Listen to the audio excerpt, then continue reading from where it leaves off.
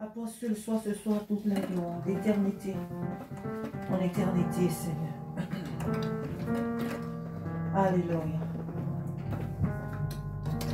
Sois béni, Saint-Esprit. Sois béni, Saint-Esprit. Alors, notre méditation de ce soir, qui va précéder nos sujets de prière ce soir, se trouve dans le livre de Jean, chapitre 14. Alléluia. Et c'est sur ce passage que nous allons nous appuyer ce soir pour... alors, excusez-moi.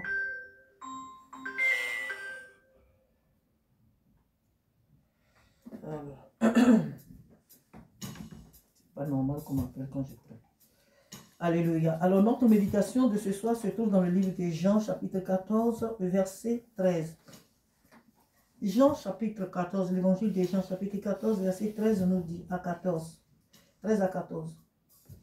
Et tout ce que vous demanderez en mon nom, je le ferai afin que le Père soit glorifié dans le Fils.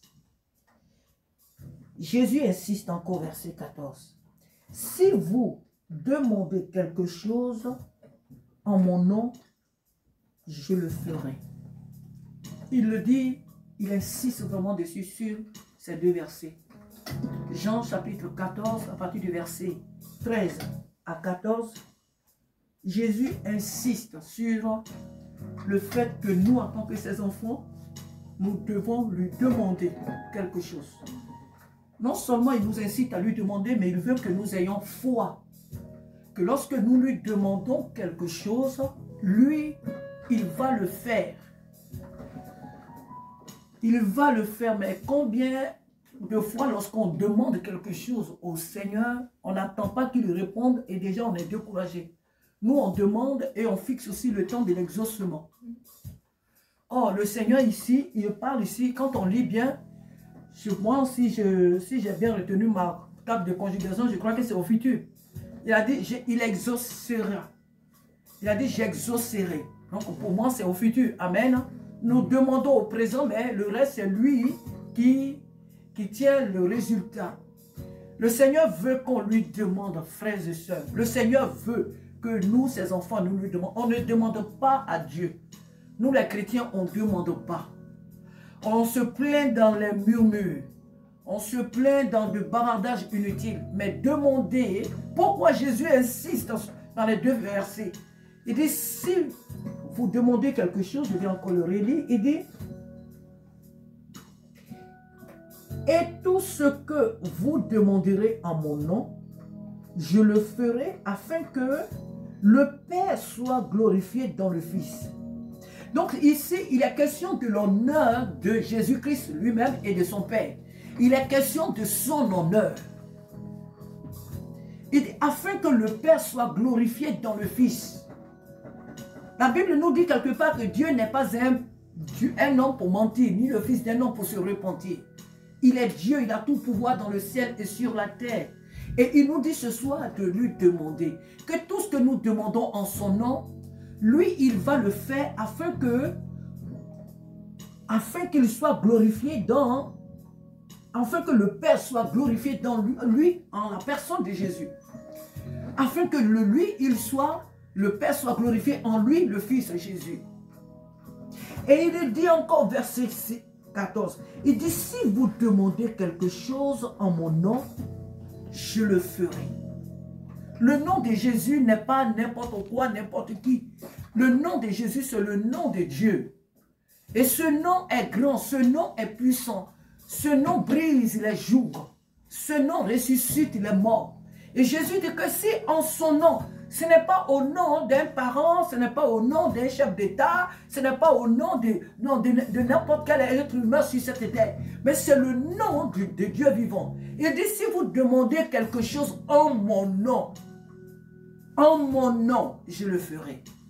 Mais est-ce que souvent ce qu'on demande, on le demande au nom de Jésus ou on le demande à notre propre nom? Parce qu'il y a plusieurs manières de demander. Pourquoi nous demandons, nous ne recevons pas? Je crois que c'est le frère Jacques qui nous le dit. Si c'est Jacques ou Jean dans les épîtres qui dit que Vous demandez, vous ne recevez pas parce que vous demandez mal. Vous demandez dans le but de satisfaire vos désirs égoïstes, méchants, hypocrites. Vous demandez pour qu'on sache que c'est vous. Non. Le Seigneur dit, si vous demandez en mon nom, ce qui veut dire que ce que nous demandons à Dieu doit contribuer à la gloire de Dieu. Ce que nous demandons doit concourir à la gloire de Dieu.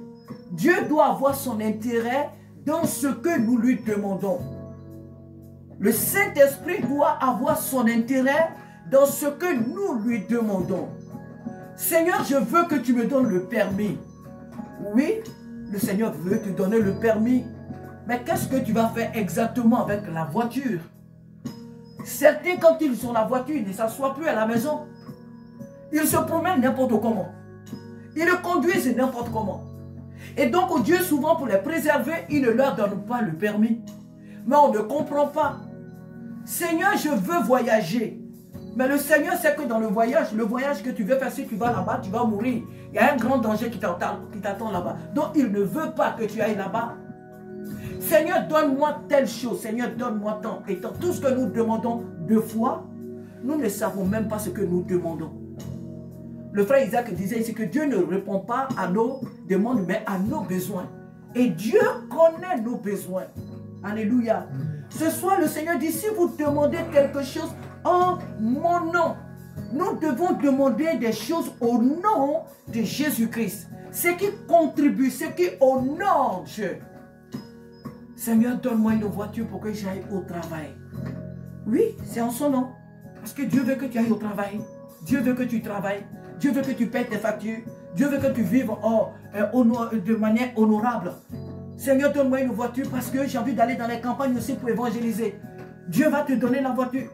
Il faut que tout ce que nous demandons à Dieu, Dieu ait son intérêt dans ce que nous lui demandons.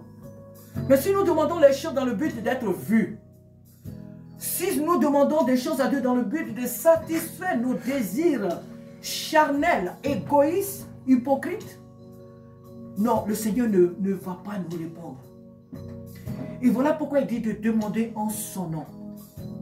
Lorsque nous demandons quelque chose au nom de Jésus-Christ, pour l'intérêt de Jésus-Christ, pour la gloire de Jésus-Christ, Dieu va se presser d'agir. Parce que Jésus est venu dans ce monde et il a donné sa vie pour nous. Et donc, parce qu'il nous aime, il veut que nous soyons heureux. Dieu veut que je vive bien. Dieu veut que je mange bien. Dieu veut que en un mot, que je vive bien. Donc, quand je demande quelque chose à Dieu au nom de Jésus-Christ, il va le faire. Mais il y a aussi certaines personnes qui demandent des choses à Dieu et qui refusent de passer par Jésus-Christ. Sous prétexte que Dieu c'est le Père de tout le monde, Dieu est pour nous. Donc, il y a des choses que tu vas demander à Dieu. Si tu ne passes pas par Jésus-Christ, ce que tu as demandé n'aura pas gain de cause. Dieu ne va même pas t'écouter. Pourquoi? Parce qu'il s'est révélé à nous les hommes en la personne de Jésus-Christ. Jésus est notre médiateur. Jésus est notre avocat. Jésus est le pont par lequel nous pouvons atteindre Dieu. Tu ne passes pas par Jésus, tu n'auras rien. Jésus est le centre de tout. Il est le centre de tout. Il est le commencement de tout. Il est la fin de tout. Alors, celui qui ne veut pas passer par Jésus, il perd son temps. Oh oui, c'est vrai. Dieu fait grâce à tout le monde sur cette terre. Il y a des gens qui ne connaissent pas Dieu. Ils ont toutes sortes de biens sur cette terre. Ils ont toutes sortes de choses. Mais ce que Dieu veut que nous demandons, nous, en tant que son peuple, c'est ce qui contribue non seulement à sa gloire, mais c'est ce qui nous sera vraiment utile sur cette terre. Des choses au milieu desquelles nous pouvons continuer de le servir. Alléluia. Dieu veut que nous demandons des choses qui nous sont vraiment nécessaires pour continuer notre marche, pour vivre vraiment selon son cœur sur cette terre. Demander à ce que mes parents soient sauvés. Il n'y a pas que l'argent qu'on peut demander à Dieu. Il n'y a pas que le mariage. Il n'y a pas que le voyage. Il n'y a pas que la maison. On peut demander à Dieu pour que la nation au milieu de laquelle nous vivons soit sauvée. Et là, Dieu, il est content. On peut demander à Dieu de faire de sorte à ce qu'au nom de Jésus, nos familles soient sauvées, nos collègues soient sauvés, nos voisins dans les lieux d'habitation soient sauvés. Nous pouvons demander à Dieu Beaucoup de choses. La guérison des malades dans les hôpitaux. La délivrance des prisonniers. Par erreur judiciaire. Nous pouvons prier pour leur délivrance, pour leur liberté. Priez pour ne pas que des jeunes gens se suicident comme on l'a appris cette semaine, sinon la semaine dernière. Priez pour que tous ceux qui sont sur le point de perdre leur vie, que le Seigneur envoie ses anges pour les secourir. Il y a des vies qui sont en danger partout. Et beaucoup de choses se font. Là où nous sommes, beaucoup de jeunes sont sur le point de se changer de sexe. Des personnes que Dieu a créées hommes. Ils sont sur le point de faire des opérations pour devenir femmes. Des femmes qui sont sur le point de s'opérer pour devenir des hommes. Cette rébellion qui attire la colère de Dieu, nous ne voyons pas, mais nous savons qu'il y a des choses qui se passent dans ce monde. Et donc, quand nous demandons, nous devons demander des choses qui concourent à la gloire de Dieu. Mais pas seulement, Seigneur, donne-moi du travail. Seigneur, donne-moi l'argent. Seigneur, donne-moi ça. Oh, Dieu sait que ces choses, nous les avons, mais c'est parce que nous sommes aveugles. Mais nous avons déjà toutes ces choses. Ce sont des choses élémentaires. C'est comme vous qui êtes là, vous êtes grand, vous demandez encore à vos parents, papa, je veux boire du lait. Maman, il faut toi acheter du lait. Maman, il faut acheter du lait. Maman, il faut acheter du lait. Tant que la maman n'a pas acheté le lait ne vient pas à la maison. Alors que vous avez vous-même les moyens de vous acheter le lait. Donc, il y a des choses élémentaires qu'à notre âge dans le Seigneur, il y a des choses même qu'on ne doit même plus demander. Il y a des choses même qu'on ne doit plus demander. Nous devons demander des choses en fonction de notre croissance dans le Seigneur. Plus nous grandissons dans le Seigneur, et plus nous devons voir plus grand, nous devons voir plus, comment on appelle, les besoins même du cœur de Dieu. Nous devons voir plus les besoins de Dieu. Alléluia. Pas nous, nos besoins, mais les besoins de Dieu. Plus nous grandissons dans le Seigneur, plus nous devons plus viser les intérêts de Dieu dans ce monde. Pas nous, nos intérêts, mais les intérêts de Dieu. Et moi, je vous assure que plus on prie pour les choses de Dieu, plus on prie pour les choses, pour les intérêts de Dieu, plus on prie pour les autres, plus Dieu s'occupe de nous. Plus le Seigneur s'occupe de nous, ça, je peux vous l'assurer. Donc, vraiment, ce soir, le Seigneur, il insiste vraiment dans ces deux versets. Il dit, si nous demandons quelque chose en son nom, si nous demandons en son nom, au Père quelque chose en son nom, il dit qu'il va le faire. Jésus nous promet qu'il va faire ce que nous lui avons demandé. Bon, c'est vrai que tout ce que je viens de citer, c'est bien, mais puisque nous sommes des êtres humains, qu'est-ce que nous avons comme besoin dans ce monde de foi? Les besoins élémentaires, c'est vrai.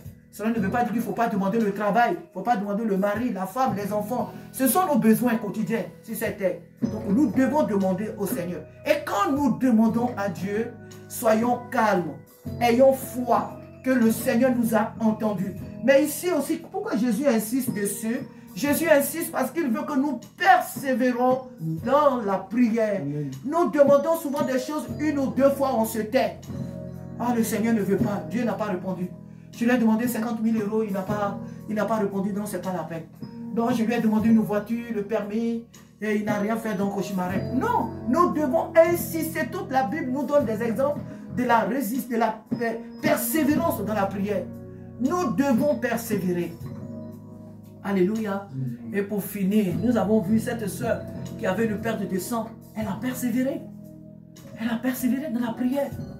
Elle avait entendu parler de Jésus. Elle avait entendu parler de Jésus.